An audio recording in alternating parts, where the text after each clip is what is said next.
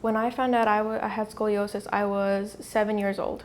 My mom noticed that my shoulders were uneven, and if she hadn't noticed that, which she could have easily missed, I don't think I would have ever known. So how you doing, young lady? Kids with scoliosis, they don't typically have back pain, but they have a large deformity or their shoulders are off. When we left Pakistan, I was 8 years old, and so immigration was a tough process. Coming to HSS, it was a sense of comfort, a sense of relief knowing we were in good hands. I saw Fajir for the first time approximately 5 or 6 years ago. She presented with a scoliosis referred by her pediatrician. It was very large, close to 70 degrees. Usually for kids with this sort of scoliosis, when it's around 45 or 50 degrees or larger is when we start to consider surgery. So they have a significant amount of potential to grow, and with the growth could come progression of the scoliosis. For her, she was still skeletally immature and with a large curve of 70 degrees. He always believed in me throughout the whole process. He tried his best to make the restrictions as little as possible, and it's what kept me going and had me, a year of not bending, not twisting. It can be hard, but I knew that after surgery I'd be back in the game. Everything looks really good, yeah.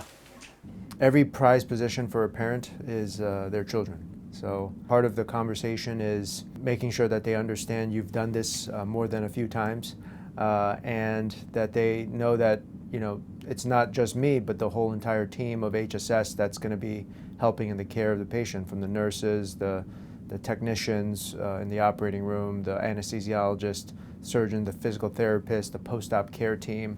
Everybody is well versed here to take care of these patients.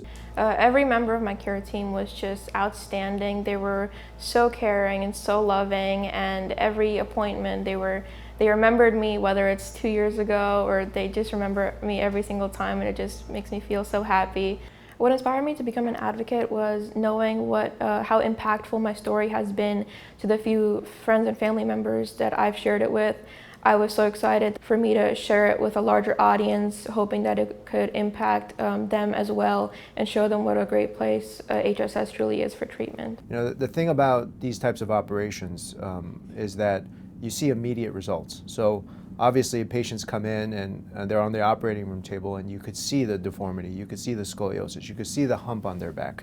And after you're done with the operation and you're closed with the skin, you see their back and it's completely transformed.